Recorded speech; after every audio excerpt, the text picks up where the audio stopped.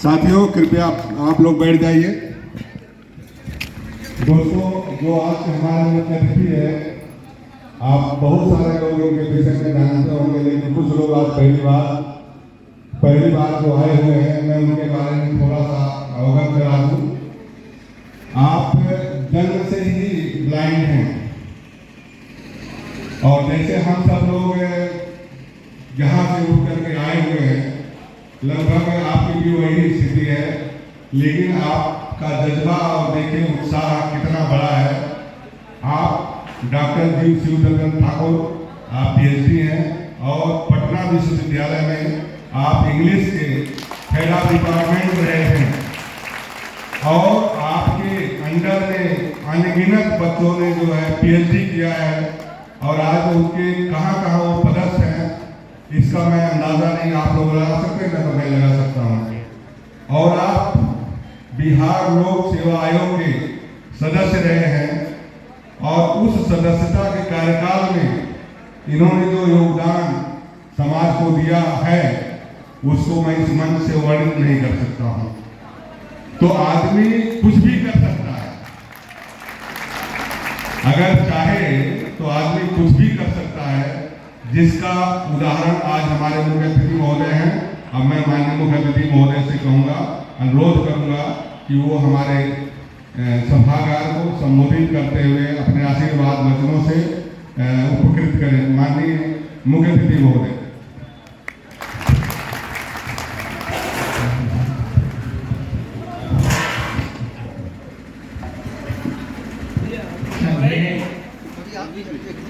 राष्ट्रीय अध्यक्ष स्वनाम धन्य एडवोकेट राम सिंह शर्मा साहब, प्रदेश अध्यक्ष अशोक कुमार नंद साहब, मंचासीन गणमान्य अतिथिगण, नंदयू के प्रधान संपादक माननीय शिव कुमार नंद साहब, आदित्य नारायण जैन साहब तथा देव भागों से आए इस सभा में उपस्थित और अपनी भूमिका से नंदवंशियों को मनोबल बढ़ाने के लिए जो हमारे अतिथि सभागार में उपस्थित हैं, मैं उन सभी का हृदय से अभिनंदन करता हूँ।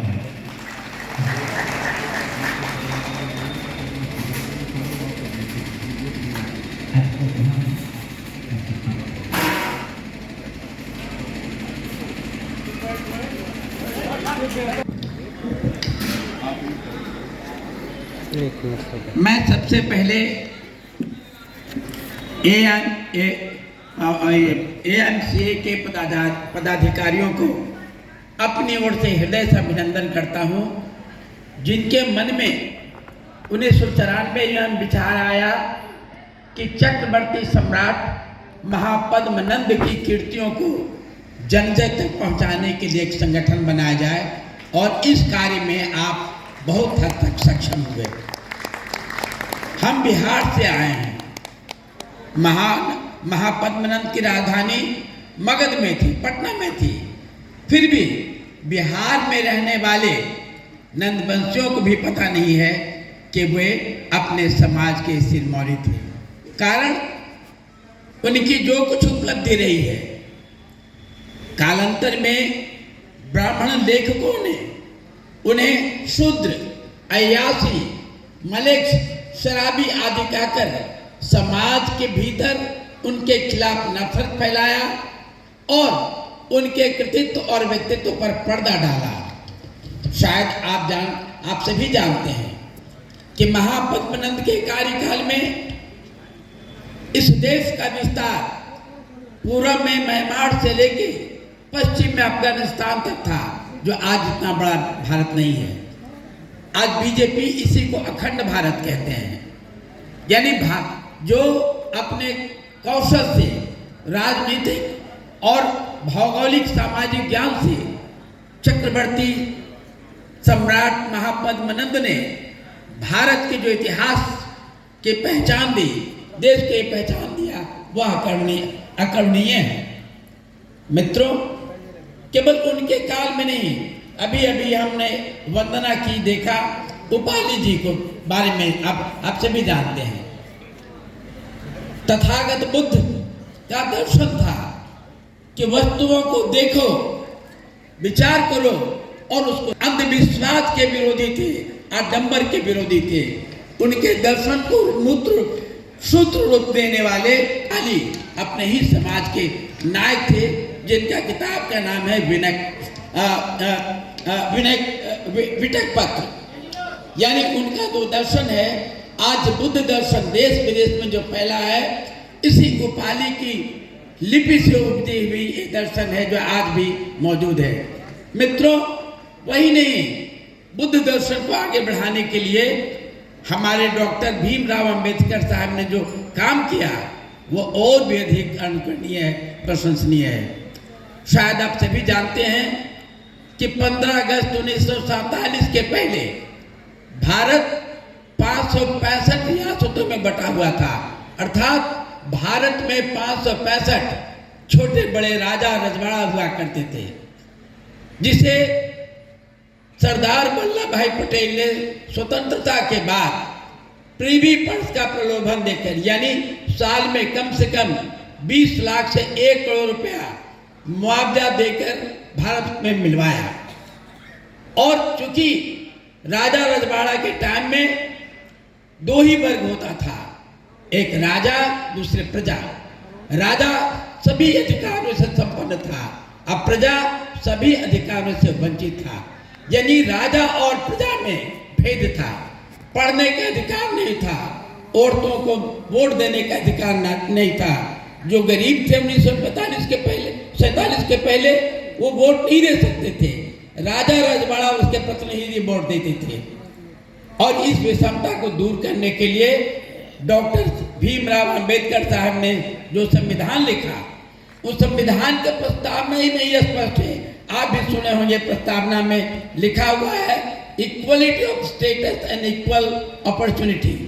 यानी भारत के प्रत्येक नागरिक कानून की नजर में एक समान है, चाहे वह राजा हो या रंक, ब्राह्मण हो या शूद्र, दलित हो या उपेक्षित, कानून की नजर में सब बराबर है और सबका एक ही अधिकार है। मित्रों, सबसे पहले उन्होंने justice, social, economic and political का अधिकार दिया। यानी भारत के प्रत्येक नागरिक को सामाजिक व्यवस्था, आप जानते हैं कि उससे पहले भारत में हिंदू वर्ण व्यवस्था था। और हिंदू वर्ण व्यवस्था में क्या 4 अंग है। अगर जो हम लोग का धर्म ग्रंथ है उसको हम लोग कहते हैं ऋग्वेद। ऋग्वेद के श्लोक है, पुरुष सूक्त में लाइन है कि ब्राह्मणम मुखम आसीत, ब्राह्मणो मुखम आसीत, बाहो राजन्य कृते उरुतदस्य उद्वस्य पदेभ्याम शूद्रो जायते। अर्थात ब्राह्मण की उत्पत्ति ब्रह्मा के मुख से, क्षत्रिय की उत्पत्ति बाहुबल से, और वैश्यों की उत्पत्ति पेट से, और शूद्रों की उत्पत्ति पैर से हुआ है। यानी 4 वर्णों में बटा हुआ समाज है। और चारों वर्णों के लिए मनुस्मृति पढ़ेंगे तो एक ही अपराध के लिए अलग अलग दंड का प्रावधान था। यह संसार के सबसे घृणित व्यवस्था यहाँ थी कि एक अपराध के लिए जहाँ शूद्र को सजाए मौत दी जाती थी, वहाँ ब्राह्मणों को गांव से मात्र 30 दिन के लिए बाहर जाने का आदेश दिया, एक ही अपराध के लिए। और ये संस्कृत में लिखा हुआ था। 1785 में विलियम जोन्स, जो सुप्रीम कोर्ट ऑफ इंडिया उसमें कलकत्ता में हुआ करता था, 1785, विलियम जोन्स ने मनुस्मृति को अंग्रेजी में अनुवाद करवाया। जब बाबा साहब अमेरिका पढ़ने के लिए गए तो उन्होंने अंग्रेजी में मनुस्मृति पढ़ा, तब उनको पता चला कि मनुस्मृति में क्या कहा गया। क्योंकि ब्राह्मणों का यह निर्देश था कि संस्कृत पढ़ने, शास्त्र पढ़ने का अधिकार केवल ब्राह्मणों को है, गैर ब्राह्मण नहीं पढ़ सकता था। नतीजतन जो शूद्र वर्ग, शूद्र मतलब दलित नहीं, यानी 3 वर्ग को छोड़ करके, ब्राह्मण, क्षत्रिय और वर्ण को छोड़ के सभी वर्ग शूद्र कहलाते थे। चाहे वह यादव हो, कोयरी हो, कुर्मी हो, नाई हो, कोयरी, कलवार, मला हो, ये सभी शूद्र के कैटेगरी में थे। बाबा साहब ने इसको पढ़ने के बाद उन्होंने सबसे पहला किया कि संविधान सभी व्यक्ति को सामाजिक, आर्थिक और राजनीतिक न्याय देता है। राजनीतिक से न्याय से मतलब है कि सभी व्यक्ति को वोट देने का अधिकार है, जबकि 1947 के पहले वोट केवल राजा रजवाड़ा देते थे, आम आदमी वोट नहीं दे सकता था। दूसरा, सामाजिक समता, यानी वर्ण के आधार पर नहीं, सभी व्यक्ति बराबर है। जो व्यक्ति जन्म लिया उस सब से एक ही स्थिति है।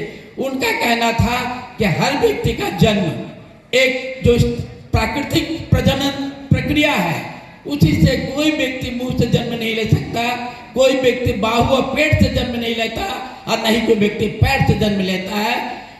सभी व्यक्ति और सभी प्राणियों का जन्म योनियों से होता है या कर्मेंद्रियों से होता है, उनका कहना था। आपको शायद आप जानते होंगे कि संविधान 26 नवंबर 1949 को लागू हुआ, परंतु देश के ब्राह्मणों ने, खास करके आरएसएस वालों ने इसका विरोध किया। आरएसएस के प्रमुख पत्रिका जिसका नाम ऑर्गेनाइजर है, आज भी छपता है, वो 30 नवंबर 1949 को ऑर्गेनाइजर में छपा कि हम अंबेडकर के संविधान को खारिज करते हैं। क्यों? कि यह भारतीय दर्शन, भारतीय मूल्य पर आधारित नहीं है, बल्कि भारत का संविधान मनुस्मृति है। ये आप ऑर्गेनाइजर में लिखा हुआ था। इतना ही नहीं मित्रों, 19 दिसंबर 1949 को आरएसएस और हिंदू महासभा ने डॉक्टर भीमराव अंबेडकर और नेहरू जी के पुतला दहन किया, दिल्ली में बड़ा विरोध किया। वो अंबेडकर को नहीं चाहते थे कि एक दलित का लड़का, एक महार का लड़का हिंदुस्तान की तकदीर लिखे, वो उनको नहीं पसंद था। वो समझ नहीं सकते थे क्या था वो। ये मित्रों इतिहास में अभी भी मौजूद है, आप भी चाहे इसको पढ़ सकते हैं। आज चूंकि वो सत्ता में पिछले 50 साल तक नहीं रहे, नेहरू का शासन था, नेहरू चाहते थे कि इन लोगों का अधिकार मिले। नेहरू बहुत बड़ा सोशलिस्ट थे, समाज दर्शक थे, समाज में समता मूलक समाज चाहते थे। अंबेडकर को उन्होंने अपने मंत्रिमंडल में कानून मंत्री बनाया था और अंबेडकर जी ने संविधान लिखकर हम वंचितों को अधिकार दिया है। लेकिन मित्रों, आज इस अधिकार पर खतरा पैदा हो गया है। कैसे खतरा पैदा हुआ कि जैसे अभी एआईएमसीए के बैनर में आप देख रहे होंगे, लिखा हुआ, यहाँ पर लिखा हुआ है क्या? शिक्षित बनो, संघर्ष करो। यानी शिक्षा ही वो मूल मंत्र है जिससे व्यक्ति पढ़कर अपने खोए गौरव को प्राप्त कर सकता है, समाज में अपनी ख्याति को प्राप्त कर सकता है, समाज में अपने आप को स्थापित कर सकता है। यह केवल शिक्षा के बल पर हुआ। मित्रों, आप सभी जानते हैं तो 19 जुलाई 2020 को नरेंद्र मोदी जी ने नई शिक्षा नीति गढ़ी और ये पूरे देश में नई शिक्षा नीति जानी गई। इस नई शिक्षा नीति में उन्होंने कहा था कि हम शिक्षा पर जीडीपी का 6% खर्च करेंगे और शिक्षा पर प्रसार करेंगे। ये उन्होंने केवल शब्द में कहा। आपने देखे अभी एआईएमसीए के बैनर में लिखा है, जो बोलो वो करो, लेकिन भाजपा वाले यानी जो आरएसएस वाले बोलते कुछ और है और करते कुछ और है। उसका उदाहरण मैं दे रहा हूं कि शिक्षा नीति में 6% जीडीपी का खर्च करने का प्रावधान था। कांग्रेस के टाइम में 3.5% खर्च हो रहा था। और मित्रों, आज यानी जो फरवरी 2024 में जो बजट आया, इस बजट में शिक्षा पर मात्र 2.8% जीडीपी का खर्च हो रहा है। आपको जानकर यह दुख होगा कि गत 3 वर्षों में देश में कुल मिला के 61,000 विद्यालय, सरकारी विद्यालय बंद कर दिए गए। क्यों? क्योंकि इन सरकारी विद्यालय में हमारे आपके बहुजन समाज के बच्चे पढ़ने जाते थे। क्यों? कि निःशुल्क शिक्षा थी। आज प्राइवेट स्कूल हो गया। और आपको एक और उदाहरण दे रहे हैं। अंबेडकर जी ने कहा था, संविधान के अनुच्छेद 39C में लिखा हुआ है कि भारत की अर्थव्यवस्था इस प्रकार से हो कि मुट्ठी भर लोगों के पास धन का संग्रह नहीं हो। और इसी लक्ष्य को प्राप्त करने के लिए भारत सरकार एक समता मूलक समाज बनाने का लक्ष्य संविधान में निर्धारित किया। यह संविधान की बात कह रहे हैं जिसे बाबा साहब ने संविधान में डाला था। लेकिन हकीकत में गत 10 वर्षों में क्या हुआ यह सुन लीजिए। अभी वर्ल्ड इक्विटी फोरम से एक आंकड़ा आया है।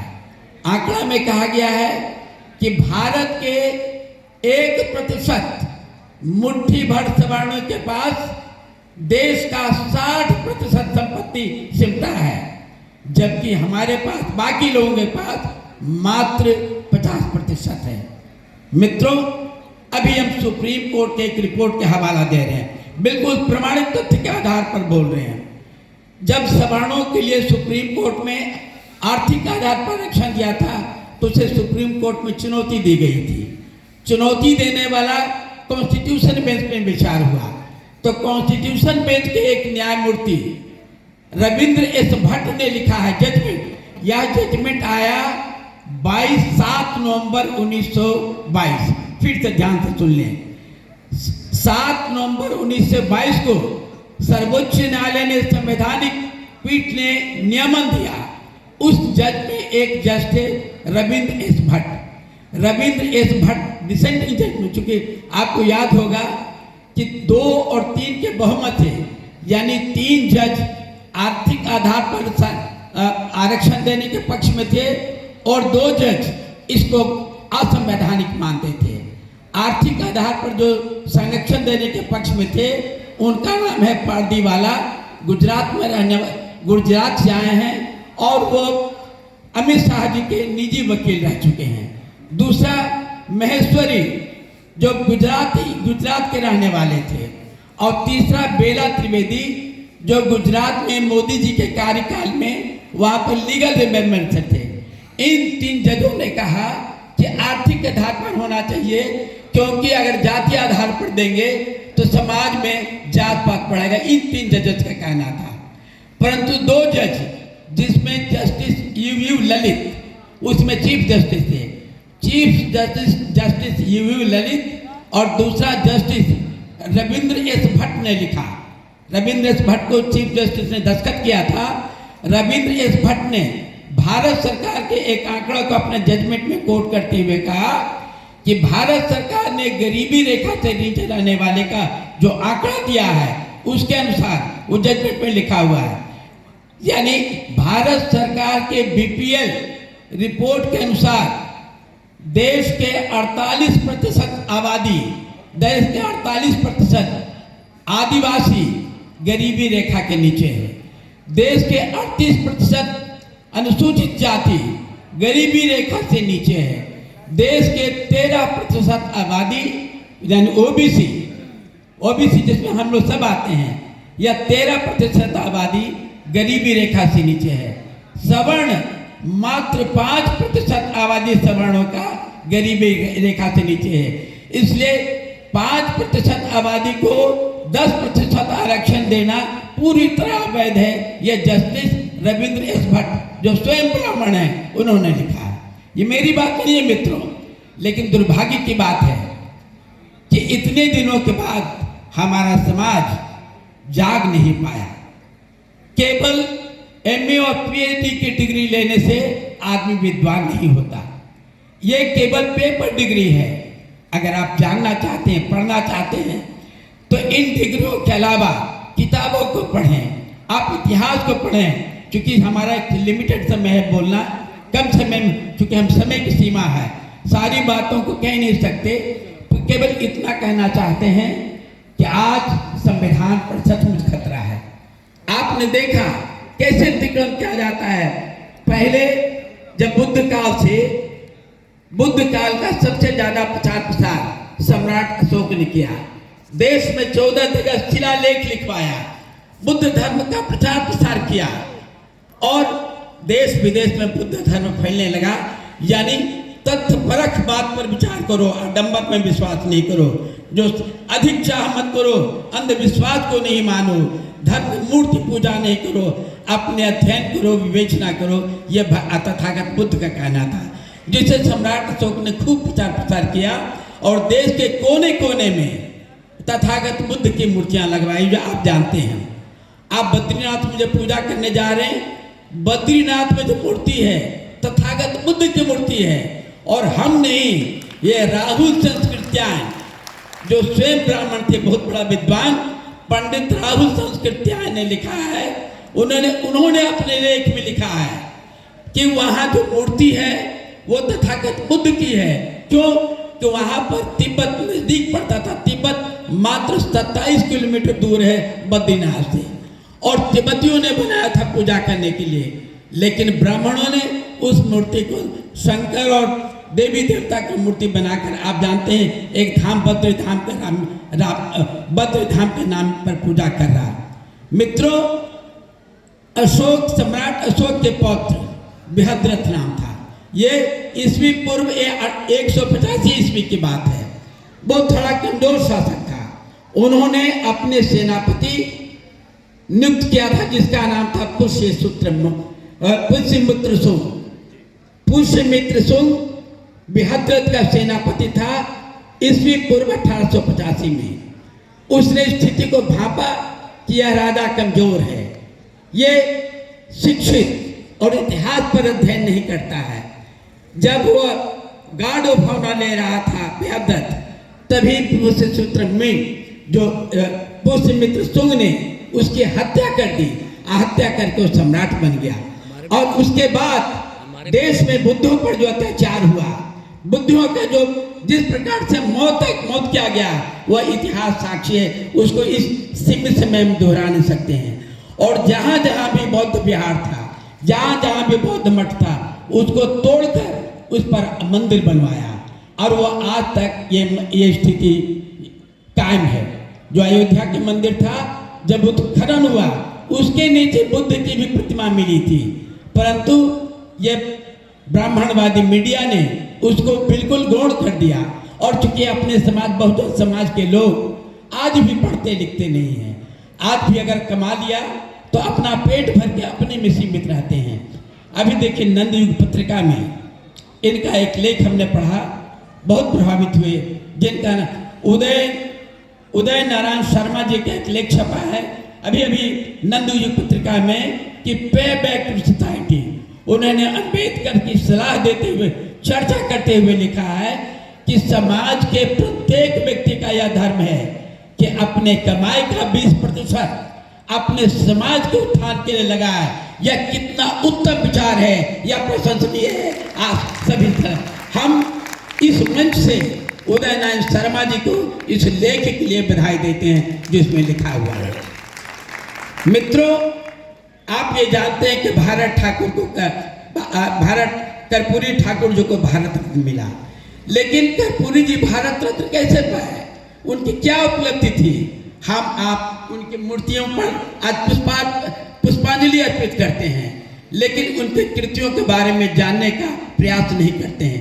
केवल मालार्पण करने से व्यक्ति का, उनके गुणों का जन जन तक प्रचार प्रसार नहीं होगा। कर्पूरी ठाकुर ने जो कुछ लिखा किया, वो बिहार के संसद पटल पर दर्ज है। उनके 3 लेख नंद युग में प्रकाशित है, अभी आप देख लीजिए। जो कर्पूरी ठाकुर ने 1952 में बिहार के विधान पटल पर कहा, 1953 में जो उन्होंने तर्क दिया और 1954 तर्क दिया, उनके तर्क के सामने सभी लोग नतमस्तक थे। कर्पूरी ठाकुर अपने ज्ञान और संघर्ष के कारण न केवल समाज के एक शास्त्रा थे, बल्कि युग दृष्टा थे, समाज को प्रेरित करते थे, और उन्हें बहुत पहले भारत रत्न मिलना चाहिए था, लेकिन नहीं मिला। भारत रत्न नहीं मिलने के कारण हम सब भी दोषी। कर्पूरी जी ने समाज के लिए जो कुछ किया, हम लोग आज भी अपरिचित हैं। देश में पहली बार अति पिछड़ों के लिए आरक्षण कर्पूरी ठाकुर ने 11 नवंबर 1978 को लागू कर दिया। यानी अति पिछड़ों का पहला व्यक्ति थे वो, जिन्होंने महसूस किया कि जो अति पिछड़ा है, वहाँ एक मुंगेरी लाल आयोग बना था 1974 में। मुंगेरी लाल आयोग ने 3 साल सर्वे करके 27 जातियों को आरक्षण देने की सिफारिश की थी। और 27 जातियों में जो सबसे महत्वपूर्ण बात है कि एक टिप्पणी है कि नाई जाति जो अति पिछड़ी में आती है, नाई जाति आर्थिक रूप से विपन्न है परंतु बौद्धिक रूप से बहुत संपन्न है, उसके अंदर मेधा प्रतिभा है। ये मुंगेरी लाल आयोग की रिपोर्ट में लिखा हुआ है और ये बात 100% सही है। जब हम नंद की पत्रिका पढ़ रहे थे उसमें सभी नंदवंशियों का लेख छपा है। हमने जब लेख को पढ़ा वहां रामगच्छ को एक हमने कविता पढ़ी जो कर्पूरी ठाकुर जी पर पूरे काव्य में उन पर अभिव्यक्ति व्यक्त की है। रामवतार शर्मा पंकज जी, पता नहीं आज इस सभा में मौजूद है कि नहीं, हमको पता नहीं है। उसी तरह बहन मधु स्वामी, इतनी अच्छी कविता, इतना वीर उसके कविता लेखा, उनका लेख भी उतना ही। और इस तरह से उस पत्रिका को देखने से यह साफ साफ पता चलता है कि नंदवंशियों में अपरिमित प्रतिभा छिपी हुई है। उनकी प्रतिभा को निखारने की आवश्यकता है, उनको प्रकाशित करने की जरूरत है। यह हम सभी का कर्तव्य है। मित्रों, मैं इस अवसर पर एक निवेदन करना चाहता हूं कि हमारे समाज में न केवल अतीत में प्रतिभा थी, वर्तमान में भी प्रतिभा है और भविष्य में भी प्रतिभा रहेगा। ये ध्रुव सत्य है, इसे कोई काट नहीं सकता, परंतु जरूरत है उसे तराशने की। आज पढ़ लिख कर प्रोफेसर बन गए, समझ गए कि हम विद्वान बन गए। वो पढ़ते नहीं हैं। पढ़ के अपने समाज को पे बैक करना चाहिए, कैसे उनको उद्धार करना चाहिए, इस पर कभी विचार नहीं करते। एक छोटा सा दृष्टांत देना चाहते हैं। जब हम बिहार लोक सेवा आयोग में सदस्य थे तो वहां पर अति पिछड़े इंजीनियर का 100 पद था। 100 पद उसके लिए आरक्षित था, वह अग्रणित होना था। लेकिन लालू यादव जी ने वहाँ के जो चेयरमैन थे रामाश्रय राजन थी, उनसे कहा कि अति पिछड़े के कोटा पर पिछड़ों को भर्ती कर दिया। हमने डट कर विरोध किया, नोट ऑफ डिसेंट लिखा। केवल नोट ऑफ डिसेंट तक हम सीमित नहीं रहे। जो अति पिछड़ा के इंजीनियर विद्यार्थी विरोध प्रकट कर आंदोलन कर रहे थे, हमने अपने नोट ऑफ डिसेंट की एक कॉपी उसको दे दिया और हमने बुलाकर कहा कि तुम पटना उच्च न्यायालय में इसके विरुद्ध मुकदमा करो और उसमें मेरा ये डिसेंट नोट लगाओ और हमको भी प्रतिवादी बनाओ, हम भी एक प्रतिवादी होंगे। लड़कों ने ऐसे ही किया। कोर्ट में सुनवाई हुई और यह 100 इंजीनियर का पद, अति पिछड़ा का पद को जो पिछड़ों को दे दिया गया था, उसे वापस मिला और 35,000 रुपये जुर्माना भी हुआ। मित्रों, जिसके कारण लालू जी से मेरा बहुत संघर्ष हुआ, उसको दोहराना नहीं चाहते हैं।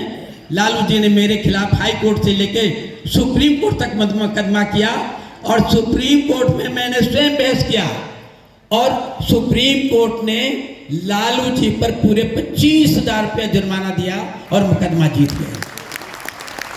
और यह चीज ऑल इंडिया रिपोर्टर AIR जो पत्रिका है, 19 मार्च 1993 19 मार्च 1993 का जजमेंट AIR में प्रकाशित है, आप भी पढ़ सकते हैं।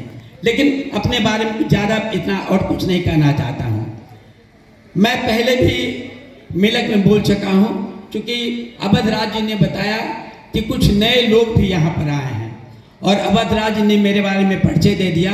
फिर भी चूंकि मैं आपसे रूबरू मुखातिब हूँ, इसलिए मैं चाहता हूँ कि मैं अपनी ओर से अपने संघर्ष की छोटा सा कहानी सुना दूँ।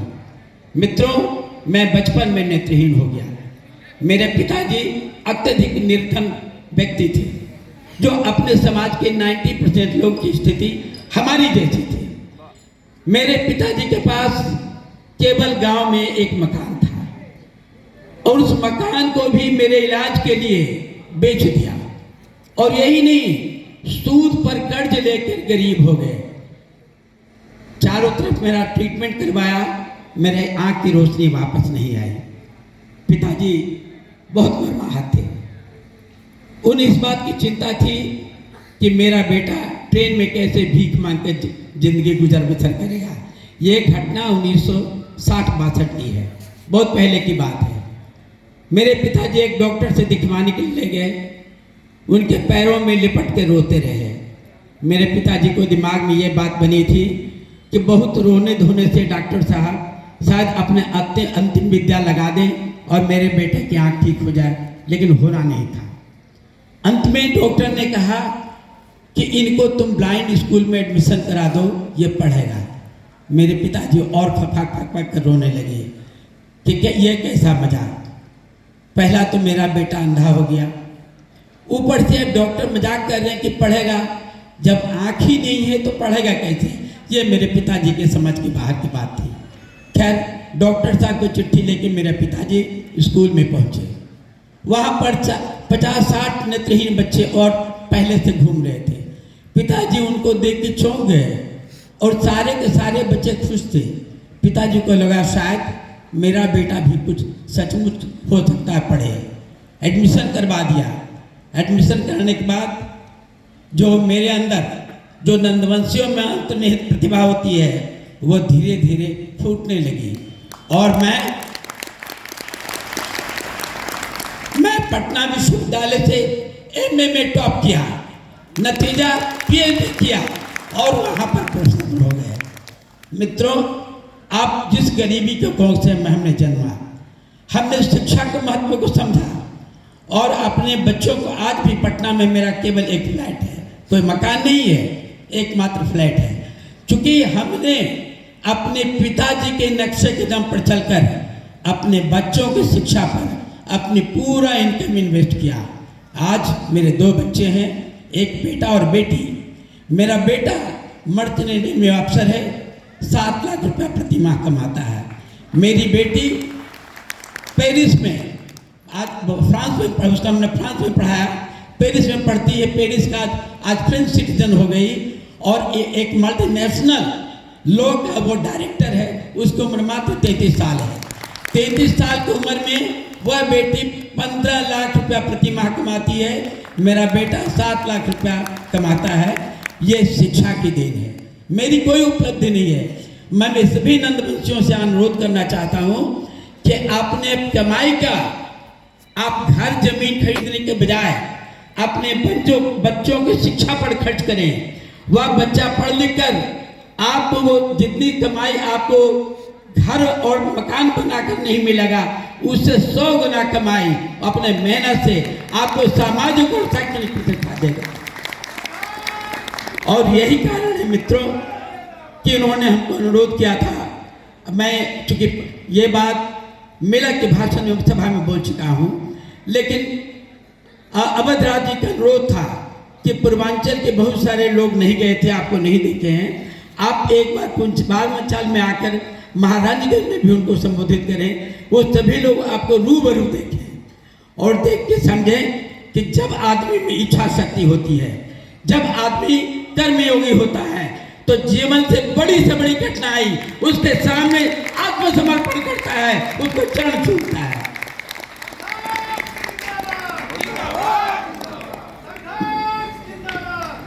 मैंने उनके अनुरोध को सुना और आपके बीच उपस्थित हो गया। मेरा एकमात्र उद्देश्य इतना ही है कि जो आदमी मेहनत करेगा, संघर्ष करेगा, आप किसी लक्ष्य को साधेंगे और सचमुच उस पर चलने का संकल्प लेंगे, तो दुनिया की कोई भी ताकत आपको पीछे नहीं ढकेल सकता है।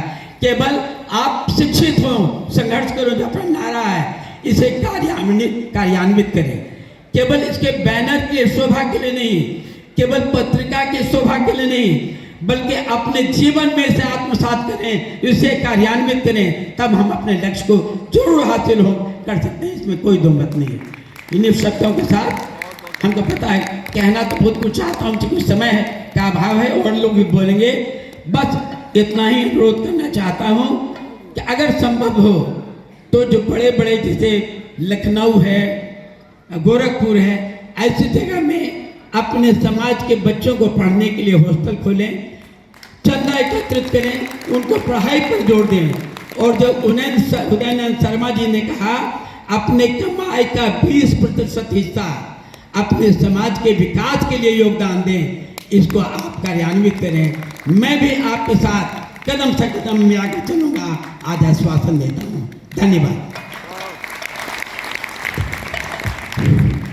धन्यवाद माननीय मुख्य अतिथि महोदय।